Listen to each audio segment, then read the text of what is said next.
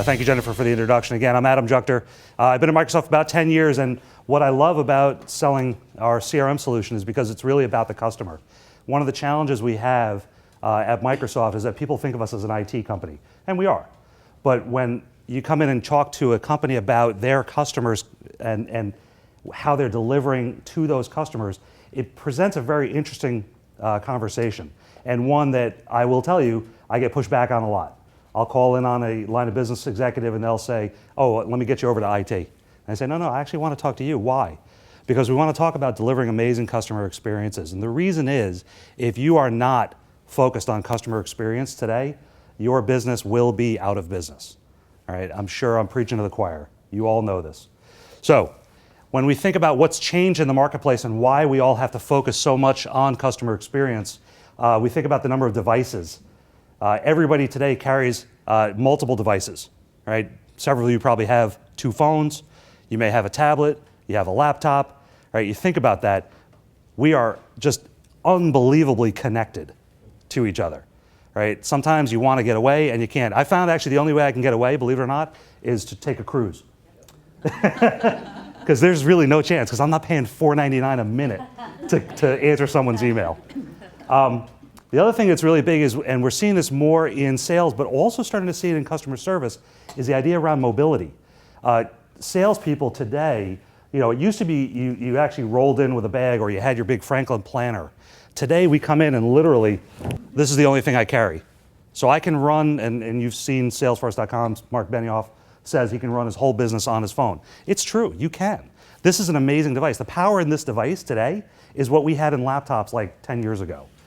So it's tremendous. And we're seeing that start to bleed over into customer service as well.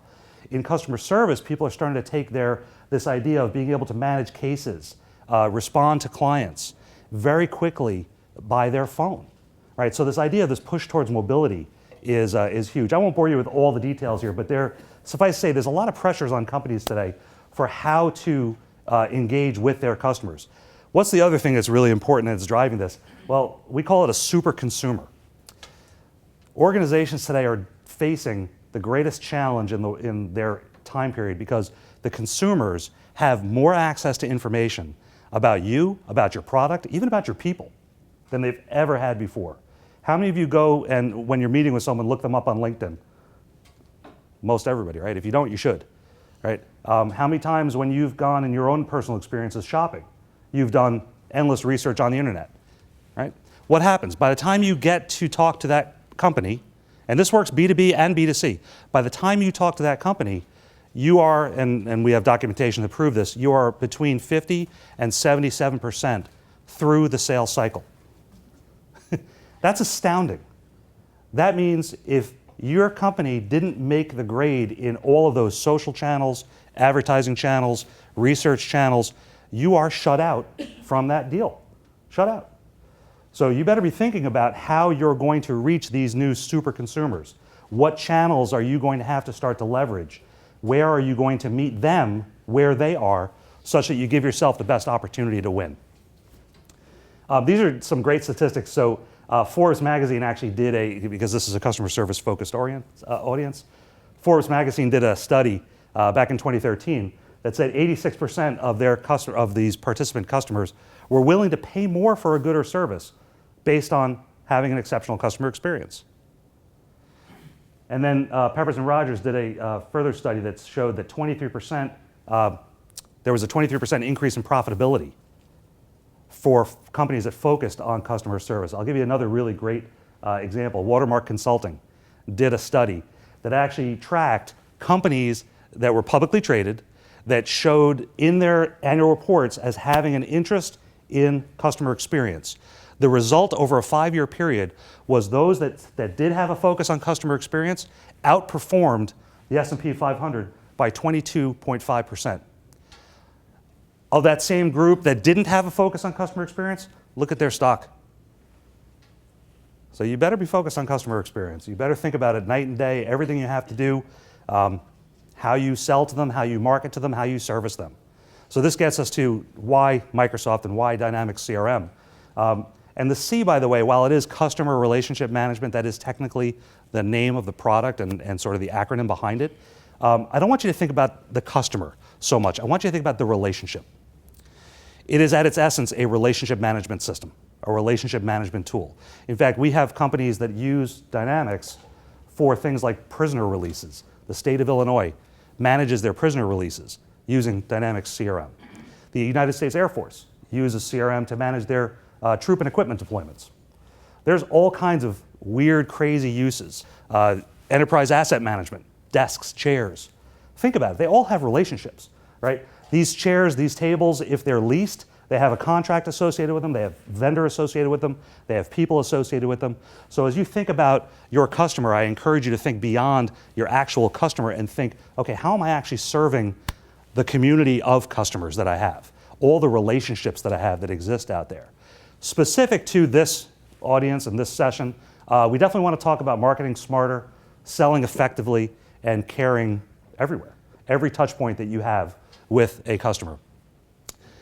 What's different in marketing today? Well, CMOs, this is one of the challenges for chief marketing officers, has always been to define how much influence they're actually having on a sale. Anyone here in the marketing department? Several of you? Okay, this is actually one of the hardest things to nail down, is we spend all this time and effort creating a campaign, and then we go out there and we enact the campaign, right? We execute on the campaign. And then we, look at a bunch of fuzzy math to figure out what impact it had. You know, sometimes you hear the CMO say, we launched this campaign January 1, and we saw a 1% increase in revenue by March. So the campaign delivered a 1% return on investment. Did it really? Do you know that for a fact? Wouldn't it be better to know for a fact that you actually are able to track from campaign all the way through to sale? And then wouldn't it be even more interesting to know who bought? And those who bought, start to target them for future purchases? So this is the idea of integrated marketing management. Gartner actually just released their Magic Quadrant for integrated marketing management, and Microsoft for the first time appeared on it. We're actually very high in the Challenger Quadrant, which is really nice. And that's because we acquired a company called Marketing Pilot. We have spent the better part of the last year and a half integrating that and changing it really so that it fit the look and feel of Dynamics CRM, and we relaunched it as Dynamics Marketing.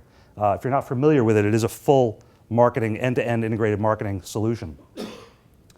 I'm actually going to skip through this because we only have a limited amount of time. But I did talk about measuring, and this is an example. You can see on the screen here, there's a visual designer in Dynamics Marketing that actually walks you through how the campaign that you created, you can actually manage the content of that campaign. You can manage it through the channels, multiple channels using the same tool. No one else can do that. So if there's anyone in here who's a Salesforce fan, they can't do that. We can. They can manage a couple channels, not all. We can manage everything, print, media, digital, all in one space. The nicest thing about it is the ability to tap into the analytics, and this is what I was saying about the return on marketing investment, right? Being able to actually get that number back and know exactly the impact that you had. All right, that is the holy grail for marketers. You guys can do some research on marketing. Again, I'm going to skip ahead. So when we talk about selling, this is the part of the numbers I was talking about before. Customers are 70% approximately, it depends on whether it's considered a complex sale or a simple sale, where they are. But there's approximately 70% through the sales cycle. The other interesting stat that I didn't bring up was 73% of the salespeople use social media, or 73% who use social media outperform their peers. So when you think about, again, how are you reaching your customer? And I'll attest to this. No hidden agenda here. I'm 49 years old. I have 3 kids. All right, I'm not someone who grew up necessarily with the internet at my fingertips. I didn't grow up with social. I constantly see my kids doing something new on their phones. I had no idea these applications even existed. Right? I have to steal their phones just to try and keep up with them. Right? So I'm learning like many of you are learning as we go. And we're trying to figure out our way through all these social channels. Well, what if as a business person I could actually navigate that and use it to my advantage by getting to someone first? Remember I said there's 70% through the channel before they even talk to you. What if I can reach them? And the way I do it, and for those of you who want to have business cards, you can follow me. I tweet a lot. And it's not me. I don't make this stuff up. We have a marketing department that actually comes up with things to tweet about, stories, blog posts. They're not always about our products, even though if you've ever known someone from Microsoft, we love our products. And we're very big on telling you how great our products are. I prefer to take a different approach. I prefer to think about how can I help you be successful?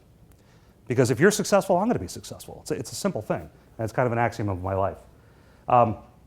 So when we think about using Twitter or using LinkedIn, which are two of the vehicles that I use regularly, I'll tweet out a report that just says 5 tips for being a better seller, or 3 things you can do to improve customer service, right?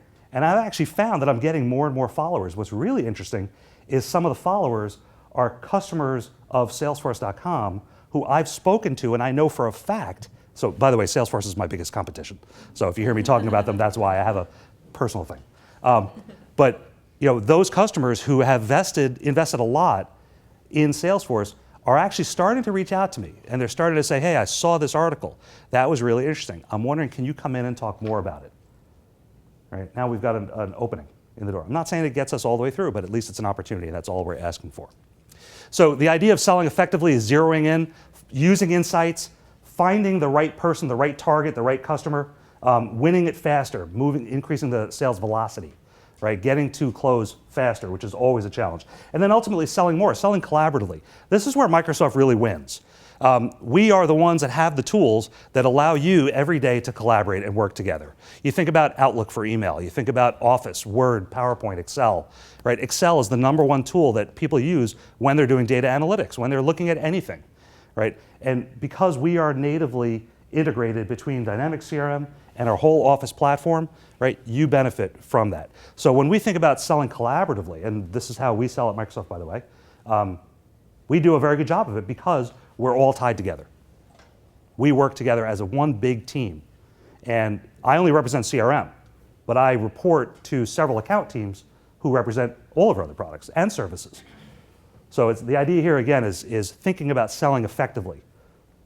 A couple quick screenshots. I don't know if any of you have ever seen our mobile client, but I talked about mobility being a big thing. We actually came out with a mobile client last year. You can see it's available on iPads as well as Windows tablets, but also on every mobile phone device. And this is another way that you can tap into the marketplace. And this works for customer service as well as sales, as well as marketing. If you happen to have a Windows phone like I do, and where's my friend who had just showed me one? He must be outside. Someone who's part of the starter learning group that had one. If you have a Windows phone, you can then tap into Office on your phone as well. So I can actually edit documents. I can actually look at PowerPoint presentations, make changes from my phone, save them, and all the formatting is maintained. So again, no one else can do that. Just a little plug for us, because we do love our products. When we think about customer care, we think about how are consumers interacting with you. We find that 67% today are using the web to interact. Does anyone have that same experience, right? Isn't it easier just to go to the website and look something up, do some self-service, right? And then maybe if you want, do a web chat, right? This is where we're going. This is the future. Now, what's great for you as an organization focused on customer service is that that's the less expensive way to deliver service. But if that's the case, how do you differentiate? How do you decide, how can a web chat be personal? How can a self-service portal, deliver meaningful customer experiences? And it's really all about the quality of the content. Microsoft acquired a company called Parature last year. Parature is in the business of knowledge management and portals and web chat. They have a tool. So we actually, when we acquired them, we instantly went into Gartner's leader quadrant of the Magic Quadrant for customer service. If you think about giving people the ability to look information up in a form that makes sense, in a form and a way that they're used to. And what I mean by that is think about how many of you have an app on your phone? Everybody, right? I'm sure. Anybody have a flip phone, by the way? Okay. I still know people. Actually, my daughter has a flip phone, so I refuse to give her a smartphone yet because I learned from my older son and his experience. That's all he does now. But if you think about the apps in your phone, if you use like Bank of America app or any of the UPS.com, right, any of the apps on your phone, and you want to find out information and you hit, there's always a support option or a help option. Where does it take you on the phone? To the web. Is the browser experience on a phone a good experience? No. And especially if you're 49 and you need glasses, right? Then I'm like, my kids laugh at the size of the font on my phone. All right, so I'm blowing stuff up and then I'm scrolling left and right. Hopefully you're not behind me while I'm driving and doing that. Kidding. But if you think about what if you could keep the customer in the app so that when they look up information, they find it right there, which means when they want to do something else like buy something or look up something else or contact you, they don't have to then go back to the app.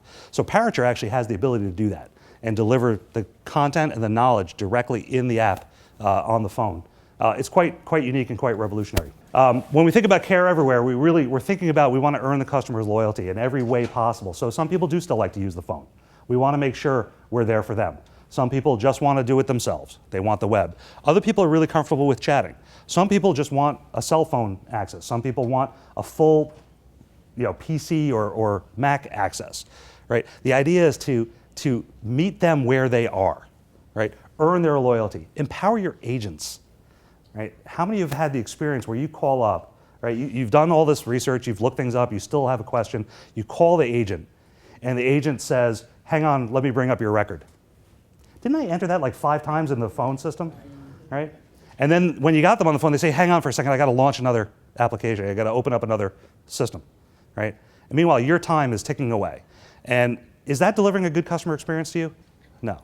Now what happens in the opposite? I'm sure you've all had the same experience where you've called someone and they've actually delivered amazing experience, where they've had you already in their system and they say, hello, Mr. Juechter, and they get my name right, which is a miracle.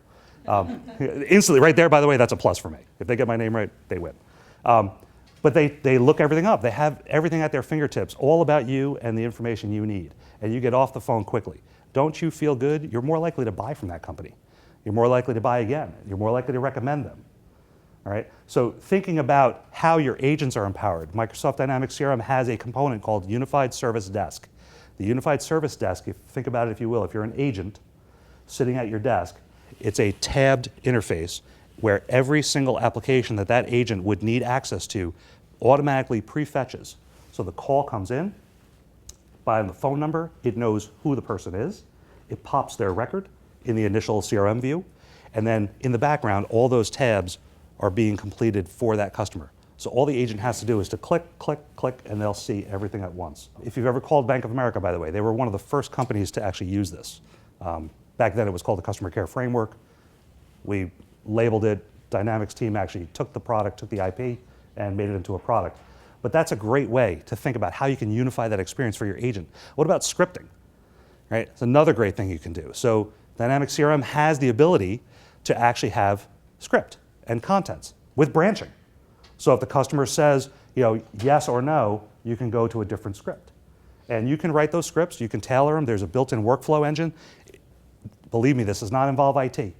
All right? A business analyst, a customer service leader can actually write these scripts and actually write the workflows. The workflows look like this. If this, then this, or else do that. Literally. I can write them, and I'm an idiot. So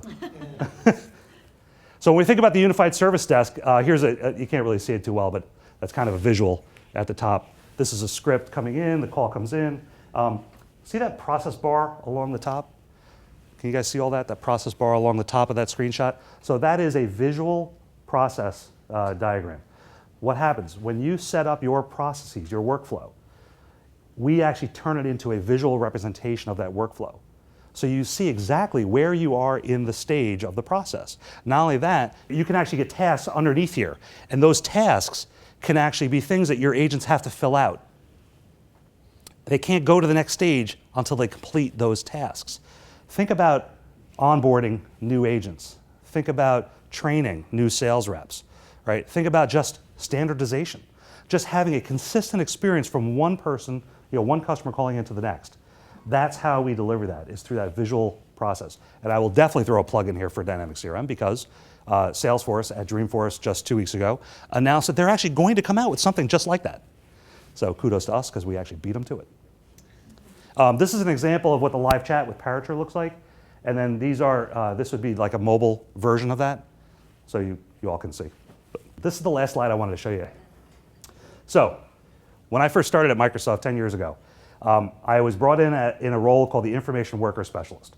And it was a brand new role. I was one of 75 worldwide in the role. The idea was we were launching Office 2000, or we had just launched Office 2003. We were looking forward to launching Office 2007. Office 2007 was dramatically different than Office 2003 in many ways. For those techies in the room, we introduced XML as the underlying architecture for Word and Excel. We introduced the ribbon for the first time. Love it or hate it, it didn't go away. And I used to tell my customers that all the time. They'd say, I hate it. I'd say, oh, sorry, get used to it because it's not going away. At that time, and the reason I bring that story up, at that time, Office was kind of the center of a wheel with SharePoint and some other capabilities, instant messaging at that time. It was called a live communication server and some other products that we have that all kind of centered around Office as the hub, right? Fast forward to 2010. 2010, now SharePoint is everywhere. And those of you who don't know SharePoint, it's easier to ask the question who doesn't know SharePoint than who does, because I think almost every company uses SharePoint today. In 2010, SharePoint became the center of that wheel, with Office as a spoke off of it.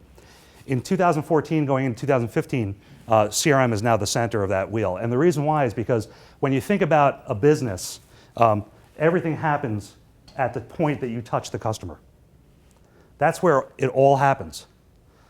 So as we think about the world that swirls around Dynamics CRM, we have our Office integration, we have our communications integration with Skype and Link, we connect into Yammer, Parature, NetBreeze, which actually is now Microsoft Social Listening, and then of course SharePoint Exchange and Visual Studio for developing as a development platform. I mentioned that already, that it is a platform at its essence, and it actually can build user relationships to build out. So with that, I'm probably out of time. We're pretty close to it. Thanks. Anything else? Thank you, All right. Adam. Thanks, everybody. Thanks, Adam.